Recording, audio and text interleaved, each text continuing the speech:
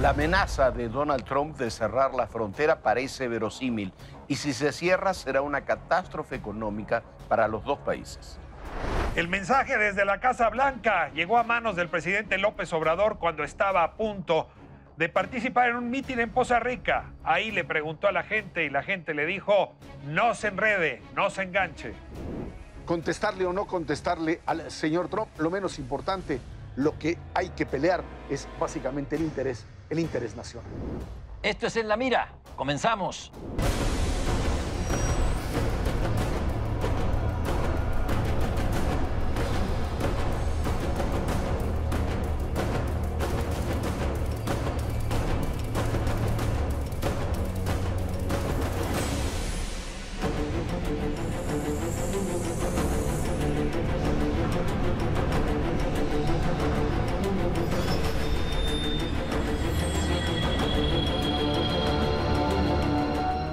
Luego de semanas de advertencias, tweets, movilizaciones, incluso de personal militar en distintas áreas, el señor Donald Trump amenaza con cerrar esta semana la frontera con México, además de haber cortado $500 millones de apoyos a Honduras, El Salvador y Guatemala. El tema puede ser catastrófico para la economía nacional. La cantidad de recursos de personas que se mueven diariamente en la frontera son inmanejables para Estados Unidos en forma destacada, pero también para México. Sí, el golpe sería grande, sobre todo para México, aunque Sobre todo también, para México. como lo decías en la introducción, también para los Estados Unidos.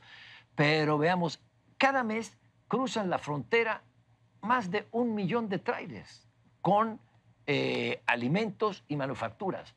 Hay manufacturas que antes de estar terminadas cruzan 3, 4 veces la frontera. Es decir, es una frontera que por lógica no se podría cerrar. Pero Donald Trump está empeñado en ganar puntos en su campaña electoral, en lo que sea, pero nosotros también tenemos que dar una revisión a lo que estamos haciendo mal. A mí me parece que, como me informó la secretaria de Gobernación, el mes de febrero pararon en la frontera a 70,000, en la frontera norte, la frontera sur de los Estados Unidos, a 70,000 centroamericanos. En marzo frenaron a 100,000 centroamericanos. Estamos dando con nuestro desorden migratorio un gran pretexto a Trump para agredirnos y hacerse campaña y tomar esta medida absolutamente peligrosa y amenazante hacia la economía mexicana. Ahora, no es un problema que ataña solamente a la economía mexicana y estadounidense. O sea, la dinámica global de los productos que se elaboran en ambas partes, pensemos en los automóviles, es de gran proporción. Es decir, una cierre en Nuevo Laredo, en Juárez, lo que implica es que las fábricas en Alemania y las que están en Canadá y las que están en China entran en crisis. Es decir, sí tiene un impacto global que de alguna manera sí obliga a revisar el asunto con mayor detenimiento. Ahora, yo ligo, revisando lo que se ha hecho bien, lo que se ha hecho mal, pues estas declaraciones de Donald Trump con la visita de Jared Kushner recientemente. Lo que nos informaron es que hubo una cena informal donde lo que se trató fue un acuerdo para darle dinero a Centroamérica y a México. De 10,000 millones de dólares. Y yo lo que me pregunto, ¿no nos habremos dado cuenta que cada vez que recibimos a Kushner se posa sobre nosotros una nube negra y caen rayos y cae tormenta? O sea, Kushner es un ave de mal agüero. Yo no sé si podamos seguir con estas conversaciones. Bueno, yo no creo que vaya por ahí. Kushner es de alguna forma uno de los pocos que escucha al señor Trump. El señor Trump no tiene política exterior bien fija, escucha por ahí de repente al yerno cuando se le pega la gana y cuando no. Aquí el problema está derivado, yo creo que lo que prende la mecha aquí es, uno, el informe Mueller, que pues le aparece a él como que ya está totalmente exonerado y que por lo tanto puede empezar la campaña. No está conspirando con los rusos. No, está conspirando con los rusos y por lo tanto yo aquí me lanzo. Vamos a ver todavía qué pasa cuando llegue esto al Congreso, pero por lo pronto está exonerado, se lanza en la campaña va con el tema del muro y el señor puede decir que puede cerrar la frontera. Puede cerrar algunas garitas en algún momento, ya lo han hecho. Cerrar la frontera es algo totalmente desquiciante que no lo podría hacer. El problema real, y por ahí lo manejaban, es que Honduras, Guatemala, El Salvador han desaparecido prácticamente como estados nacionales. La cantidad de gente que migra y la imposibilidad de México de detenerlos. Hay que recordar que la administración pasada y otras lo que hacían era calladitos, pero no permitir que los centroamericanos entraran a México. En este momento en que se desborda eso, por acción o por omisión, y te llega esa gran masa de centroamericanos que huyen, no es un problema de mexicanos, no estamos hablando de mexicanos que se están yendo, los bad hombres que se van y cruzan, son centroamericanos que huyen en condiciones, algunos seguramente de crimen organizado, pero la gran mayoría, gente que está tratando de sobrevivir y que del otro lado no hay una salida adecuada. No, pero yo quisiera revisar un poco lo que decía Pablo. Yo creo que más allá de que lo podemos analizar ahora de la respuesta que tiene que darle México al gobierno de Estados Unidos, no a Trump, yo creo que el tema va más allá de Trump. Sí hay que tener una política migratoria sensata y una frontera sur que sea una frontera. No implica cerrar, pero, o sea, la gente tiene que entrar de a una, no puede entrar de a 20,000 o de 30,000 sin ningún control. No hay visos de que haya entrado, como dice Trump, gente de ISIS, del Estado Islámico, terroristas sirios. Pero con la diáspora que está habiendo en Siria no es descabellado que vayan por Centroamérica, que entre gente de ese tipo. Y no podemos correr ese riesgo. Estuvimos cuando fue la primera caravana en la frontera sur, en la zona del Suchiate. Pasa todo el mundo. Pasa todo el mundo, pasa en balsas, pasa todo el mundo y todo.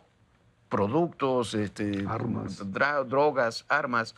No hay el menor control. Eso me parece, es descabellado lo que dice Trump. Pero al mismo tiempo eso alimenta, si tú muestras las imágenes de lo que está ocurriendo, alimenta la leyenda negra de Trump. Aquí lo único que no se puede hacer, en mi opinión, en el tema migratorio es no regular. O sea, Olga Sánchez Cordero tiene razón. Hay que regular. Tú para entrar a un país, a cualquiera, para entrar a México, necesitas decir a dónde vas, dónde te vas a hospedar, cuánto tiempo vas a estar. Y si luego de estar en el país te quieres quedar a estudiar o a trabajar, bueno, tienes que llevar ante Gobernación una oferta de empleo, una aceptación en alguna universidad.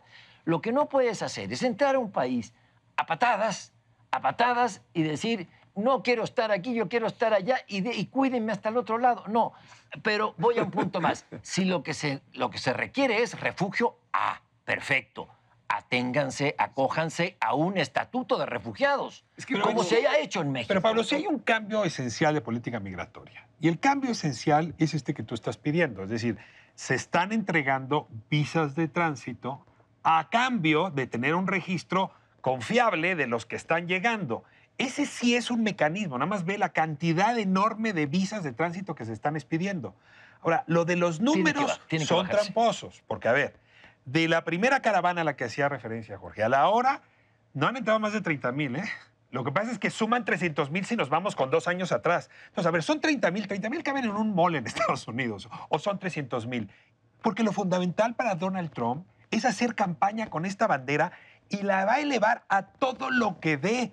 No hay nada que podamos hacer frente a esto, excepto decir zafo, y entonces no te enganchas, o bien te enganchas y empiezas a defender a tus nacionales y a tu país.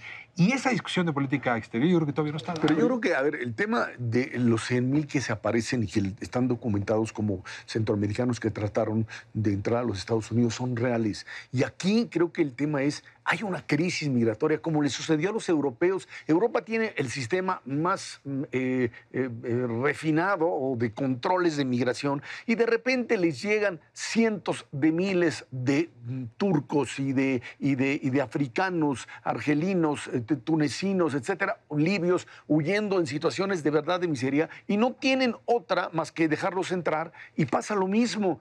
¿Qué orden ni qué orden? Cuando la gente está viviendo una situación de sobrevivencia, de supervivencia, el orden desaparece y entonces tú como país receptor... Entonces, ¿qué hay que hacer? No, yo no tengo la solución. Yo lo único que te digo es que cuando se da una situación de esa naturaleza, tienes que empezar a enfrentarlo como una situación de crisis en donde tienes que encontrar mecanismos que te permitan encontrar una solución global.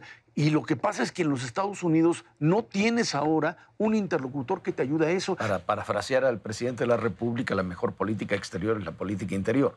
Hay que tener una política interior clara, en términos migratorios, si quieres tener una política exterior clara. Y dentro de la política exterior clara, quizás el tema va más allá de si zafo o no zafo, porque es la declaración de un presidente contra la declaración de otro presidente.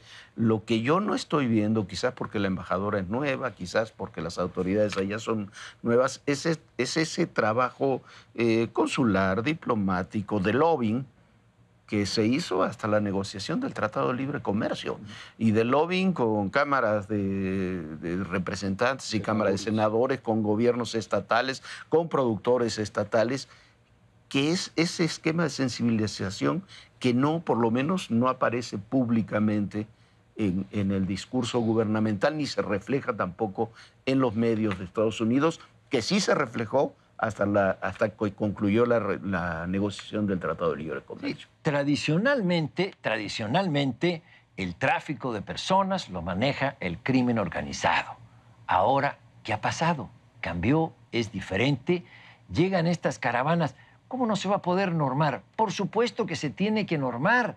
Se tiene que decir quién es y a dónde va. Creo que Gobernación es la que ha dado estas cifras, que son realmente elevadas. Tiene toda la razón. Es decir, no podemos crear un caos. Antes, cuando llegaron a principios de los años 80, el primer lustro de los 80, los guatemaltecos, ¿por qué? Porque los caiviles los perseguían en su territorio.